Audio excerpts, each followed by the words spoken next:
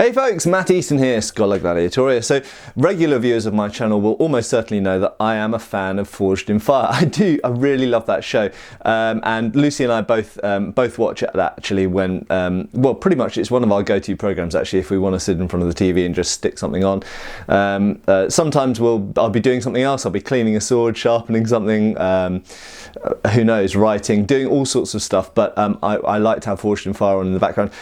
I love crafts, so it kind of ticks all the boxes for me because it's got a little bit of, obviously it's about knives and swords and weapons, but also it's about, I like seeing people who are really skilled making things. I like learning stuff about new aspects of technology that I didn't necessarily know about. There are, however, some things with the show that sometimes bug me. Some of the histories of the weapons are less than accurate, which is a little bit disappointing when, generally speaking, this information is pretty easy to find online. And some of the, I understand it's a mainstream TV show, and I just want to say as well, I think they've done a fantastic job of bringing what's really a very, very fringe interest topic to a mass media, to mass audience, and it's undoubtedly brought huge numbers of people into being interested in knife making and sword making, perhaps even things like HEMA and martial arts, who maybe wouldn't have come into it otherwise. So I think that's absolutely fantastic, and we have to be under no illusions here. If you're watching this channel, you are probably interested in weapons, history, this type of thing, military history. But you are a tiny minority and just because you know other people who are interested in that thing, or just because channels like mine or Lindy Beige or Scalagrim or Metatron are popular, relatively speaking, we are, however, very, very fringe. And if you look at Google statistics, for example, through analytics, and you see what people are looking for on the internet, really stuff to do with swords is very, very, very small fringe interest stuff. So it's absolutely great that they've made this TV show that seems to have mass appeal beyond the group of people it would normally appeal to. But the thing I really want to talk about is edge alignment. Now, I recently did a review for this great book by Mike Edelson, Cutting with the Medieval Sword. And it actually, although it's called Cutting with the Medieval Sword, it's not only about cutting with medieval swords, it's about cutting. Now, one thing we have to recognise is that cutting with different objects is not the same. The way that you strike with an axe is not the way that you strike with a longsword, which is not the same way that you strike with a machete, shall we say, although it's more similar between a longsword and a machete. It's not the same way that you would chop with something like a billhook or a kukri, and indeed the way that you chop with something like a tulwar is different to the way that you would cut with a European sabre, despite the fact they've both got curved blades. Generally speaking, they're used in slightly different ways. And in fact, even the ways of cutting with European sabres were not the same. We read, if we look in 19th century sources, we see there were different ways of cutting even within Europe. So there was a particular style of cutting that was quite popular in Germany, which was quite different to the way that was popular in Britain, and the way that was popular to cut in Britain was influenced by their experiences in India. So there were all sorts of different traditions, even within the same period of time, within a relatively small geographic area. And of course, tulwars, if we go to India, for example, tulwars weren't the only type of sword in India. We also get things like, that's right, in a room surrounded by weapons, things like the pata, or dandpata, as it should be called. And that is a completely different kettle of fish because it's held in a different way. It's a straight blade, blah, blah, blah. So the fact is, we do have to cut differently with different weapons based on the form of that weapon. And sometimes you can have two weapons which are the same, as I've mentioned with European sabres, but are used in a different way. So there isn't always one way to skin a cat. Sometimes there's many ways to skin a cat. I'm not suggesting we go skinning cats here. Okay, now, long swords. It is quite noticeable that in Forged in Fire, the various people who do cutting, I'm not going to name names, and I'm not going to say that people do things, someone is good or bad at a given thing, but it is very clear that some people are better at certain types of cutting than others. And this image which you're now showing on your screen, which shows Doug Marcaida using a two-handed sword, a form of somewhere between a longsword and a greatsword, I would call it. to attempt to cut through a pig, and unfortunately not cutting through a pig. And I have to say, I've seen this a number of times on the show where the test cutting is very inconsistent, and that's, to my mind, for two main reasons. The number one reason is because the person, and it's not always Doug, sometimes someone else, the person doing the cutting might be better with one type of weapon than another. So in Doug's case, it's very clear that he's more comfortable cutting with shorter weapons, things like the traditional Filipino weapons that he spent most of his career training with and teaching. He's more comfortable doing it with those than he is with things like long swords and two-handed swords and spears and axes and stuff, because of course that's what his experience bases in. So I would say, I understand that Forged in Fire has to have a certain number of presenters, and they want those presenters to do everything. They're not going to bring in guest experts on the poleaxe or the glaive, although they could do, and that would potentially actually make the show more interesting, I think, but I understand why they might not want to do that. But it is nevertheless a problem if you're testing an object, but no one on the panel is actually really qualified to be testing that object. But I do understand, they always say it's not what your thing does to the object, it's what the object does to your thing. That's sometimes when they're testing the strength of it, when they're hitting like a brick or a lump of iron or metal or some brass or something, and seeing what it does to the weapon. So sometimes they're strength testing a thing. That's one completely separate thing, and that is a part of traditional what we'd call test cutting. So very definitely in Japan and in the Middle East and in Europe, I can cite historical examples of all of those where sometimes they weren't test cutting to test the swordsman or his technique or her technique, but they were using the sword they were doing that in order to test the sword. So sometimes they were just hitting an object to see how hard the sword was. So that's definitely historical, and that's one thing. But when they're using the weapon to cut through a pig, as in this photo's case, then in that case, they're actually testing the effectiveness of the weapon. And so the number one thing is, firstly, the person needs to be at least experienced enough to perform a reliable and consistent cut, or assuming it's a cut and not a thrust, with that weapon. The second point is consistency. Now, sometimes they use machines to deliver a mechanical blow.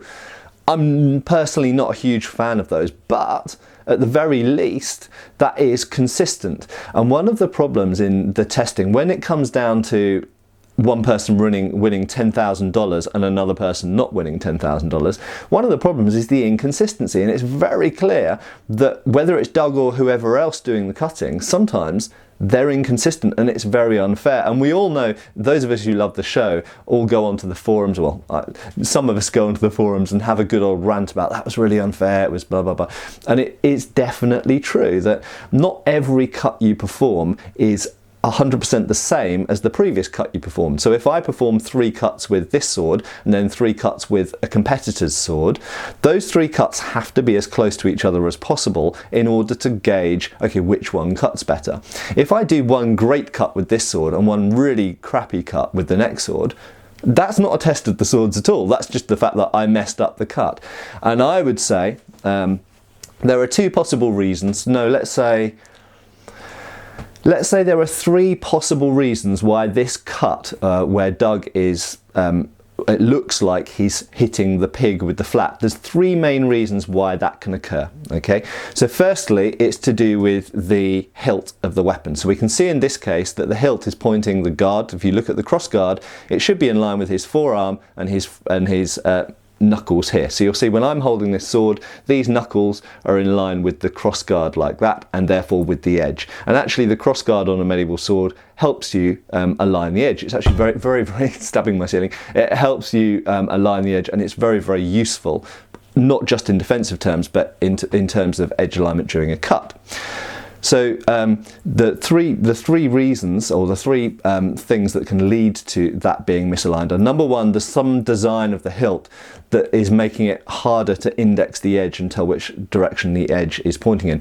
One of the things I commonly criticise, as we see on this Burmese Dar behind me, are completely cylindrical grips. Not to say that they weren't used, not to say that they're not historical. Some swords and knives historically did have cylindrical grips. I'm not a fan of them for this aforementioned reason, because it makes it harder to align the edge. That's the first thing. The second thing is bad technique. Okay, we have to accept sometimes someone just screws up their technique. It can be to do with the way that they're twisting their hips. It can do, especially with a two-handed weapon, it can be to do with not following through with the foot on that side. The general rule with long swords or two-handed weapons being that if you're striking from the right, you should follow through with the right foot. If you're striking through with the left, it helps to follow through with the left foot. This helps align the weapon, in my opinion. So that's one thing. Can be bad technique for all sorts of reasons. And finally, it can be to do with bluntness, okay? And this is what they focus on in the show. And when someone delivers a duff cut, so a bad cut, sometimes due to poor hilt design, sometimes due to poor technique, they often say, oh, it didn't cut through the target because the edge wasn't sharp enough. And it is absolutely true that if an edge is not sharp enough, this is a sharp edge, you know, that's why I'm being careful. When it hits the target, if it hits completely perpendicular, what can happen is the blade then does this, because you've put energy into that blade, and if that blade suddenly comes to a stop, the energy still wants to carry on moving into the target. And so what will happen is any trailing part of the weapon, so all of the blade behind the point of impact, with a curved sword it's even more accentuated because the curve is even further behind the point of impact, will want to carry on moving forwards. And if there's even 1/2 degree slightly to the left or right at the moment of impact, all of that energy will twist that blade around to that side. Okay, so very commonly when you see it, so that photo of Doug Maqueda apparently hitting the flat of the pig, it is absolutely correct that it could be a blunt portion of the blade, so it's hit with the edge, and then it has rolled round, and that's the point at which that video has been stopped, and so it looks like he's hitting with the flat. He might not be. Okay, so that's why I'm very careful here. I am not accusing out and out, because I can't remember which episode this is from, and I haven't been and watched the video. I can't say categorically that Doug Maqueda hit with the flat. He may have hit with the edge, and then it wrapped flat because it didn't cut through. There are a couple of ways you can avoid that, incidentally. If you hit completely perpendicular like this, that is more likely to happen if there's any issues with sharpness of the blade, or if you meet a substance that's resistant, like leather or clothing, something like a gambeson, this type of thing. Even just thick clothes sometimes can be enough to stop a perpendicular cut. If you have a degree of angle on the blade with the point of impact, you're going to have a drawing effect, or indeed if you do a push cut. So if you have a push or a pull on the blade, it's less likely to flip around and hit with the flat like this. It's more likely to slice through, in my opinion. So, to sum up, there are many reasons why people sometimes essentially end up hitting an object with a flat. Swords are cutting weapons. They're designed to cut with the edge. As you will see, this is being careful against, this is a sharp weapon. They do not have very much bludgeoning or percussive effect at all. The whole point of swords, at least Western swords, flex like a spring. So if you hit someone with a flat, all you're doing is hitting them with the flat side of a spring. It's not going to do very much damage at all. You give them a bruise at worst, and possibly even less than that. Certainly through clothing, probably almost nothing. Remember, of course, that in historical fencing and other forms of martial art where we use bladed weapons, we use blunt ones, but we're hitting each other with real weight, essentially real non-sharp swords. Okay, and what's the worst that we get is bruises, essentially, through our equipment. Very occasionally you get a broken finger or something, but generally speaking, bruises.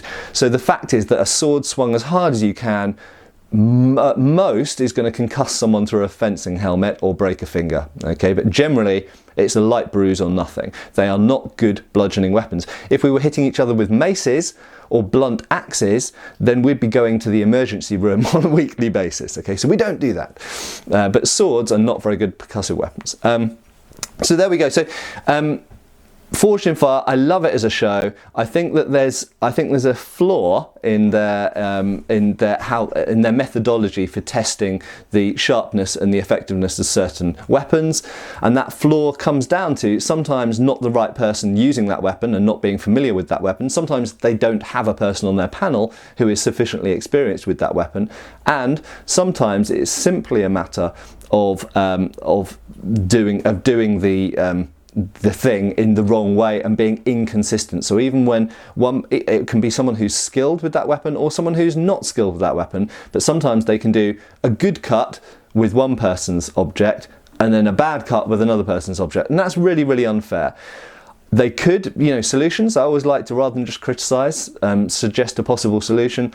They could simply have more dead pigs. And I know those of you out there who don't agree with the use of dead animals for testing these things, yeah, they could do tatami mats or something else, certainly. But whatever they cut, rather than just doing one cut with one person's sword and then one cut with another person's sword, really they should do the same thing 3 times, and that would average out the errors. Okay, so if we had 3 tatami mats and I'll just do an oberhau with the long sword 3 times, so this one, then take the other person's long sword and do 3 with this one, that would be more informative. I understand it would take more time, but with editing you could cut it down, and yeah, that would be a more fair test. So there we go. There's a few random unscripted thoughts on Forged in Fire and cutting with various weapons. I hope that's been somewhat interesting. And once again, I do recommend Mike Edelson's book, Cutting with the Medieval Sword. Doesn't only apply to medieval swords, applies to all bladed weapons. Cheers folks, see you for the next video. Thanks for watching, please subscribe. We have extra videos on Patreon and you can follow us on Facebook.